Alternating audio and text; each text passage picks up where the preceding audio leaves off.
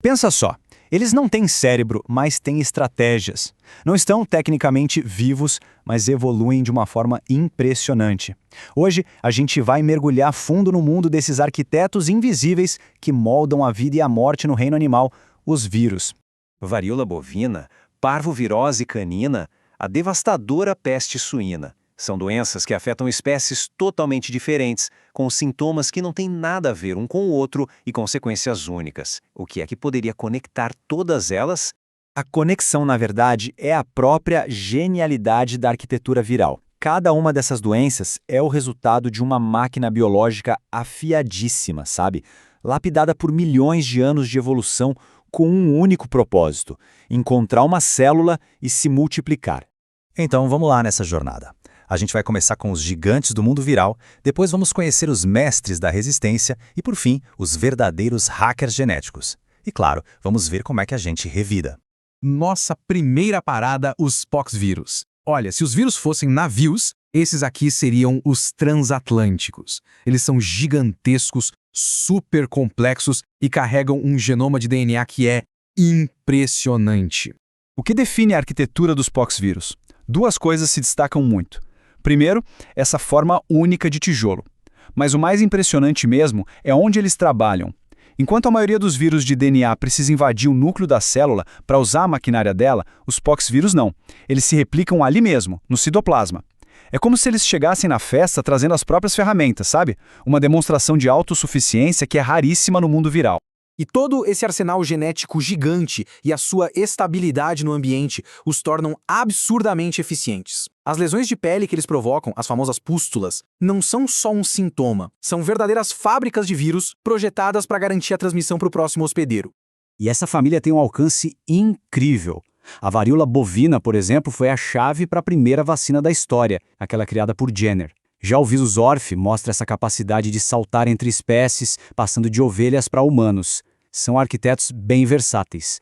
Agora vamos para o outro extremo do espectro. Se os poxvírus são os gigantes, os parvovírus são os assassinos furtivos. Pequenos, simples na aparência, mas incrivelmente letais. A palavra-chave para entender o poder deles é não envelopado. Pensa assim, muitos vírus têm uma camada externa de gordura, o tal do envelope, que é bem frágil e fácil de destruir com desinfetante. Os parvovírus não têm isso. A estrutura deles é pura proteína, o que os torna verdadeiras fortalezas. Eles conseguem sobreviver por meses no ambiente, esperando pacientemente pelo próximo hospedeiro. E aqui a gente tem a essência da diversidade viral. De um lado, o poxvírus, gigante e complexo. Do outro, o parvovírus, pequeno e minimalista. E ambos são extremamente bem-sucedidos. Isso prova que, na guerra pela sobrevivência, não existe uma única estratégia vencedora. E o impacto deles é direto e devastador. Em cães e gatos, o alvo são as células que se dividem muito rápido, como as do intestino e da medula óssea. É por isso que a parvovirose e a panleucopenia são tão perigosas principalmente para filhotes. Já nos suínos, o alvo muda, vai para o sistema reprodutivo, e aí gera perdas econômicas gigantescas. Agora, se preparem, porque a gente está entrando num território que parece ficção científica, mas é pura realidade. Os retrovírus não apenas infectam uma célula, eles a reescrevem em nível genético. O grande segredo da estratégia dos retrovírus está numa única ferramenta molecular, uma enzima que eles carregam consigo, a transcriptase reversa. É ela que permite que o vírus realize o seu truque mais audacioso e, claro, mais perigoso. Pensa comigo. Em toda a biologia, a informação flui do DNA para o RNA. É uma via de mão única. Os retrovírus simplesmente quebram essa regra fundamental. Usando a transcriptase reversa, eles transformam seu genoma de RNA em DNA e o costuram diretamente no nosso. A infecção se torna uma parte permanente do código genético da célula. E o processo é uma obra-prima de eficiência. Primeiro a entrada, depois a transcrição que reescreve as regras do jogo. Em seguida a integração que torna a infecção permanente. E por fim a produção. A célula é basicamente sequestrada para sempre. E toda vez que ela se divide, o código viral é passado adiante.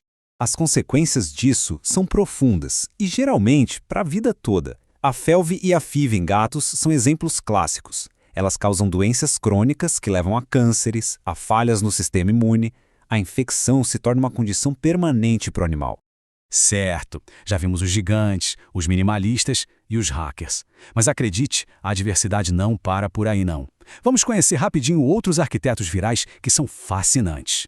E essa comparação visual é fantástica. À esquerda, o asfavírus, que é o agente da peste suína africana, um vírus de DNA grande e complexo. À direita, o circovírus, um dos menores vírus que a gente conhece. Isso só mostra que não existe um tamanho único para o sucesso viral. E o impacto do asfavírus é global. É devastador. A peste suína africana não é só uma doença. É uma força econômica capaz de dizimar rebanhos inteiros e desestabilizar o mercado mundial de alimentos. É muito sério. Olha que estratégia evolutiva genial. O genoma dos helvírus não é uma fita contínua. Ele é dividido em vários segmentos, como se fossem capítulos de um livro. Se dois vírus diferentes infectam a mesma célula, eles podem simplesmente embaralhar e trocar esses capítulos. O resultado é um vírus totalmente novo, uma recombinação que pode enganar o sistema imune. É a evolução viral em altíssima velocidade. Depois de ver toda essa engenhosidade viral, a grande questão é: como é que a gente pode lutar contra esses arquitetos invisíveis?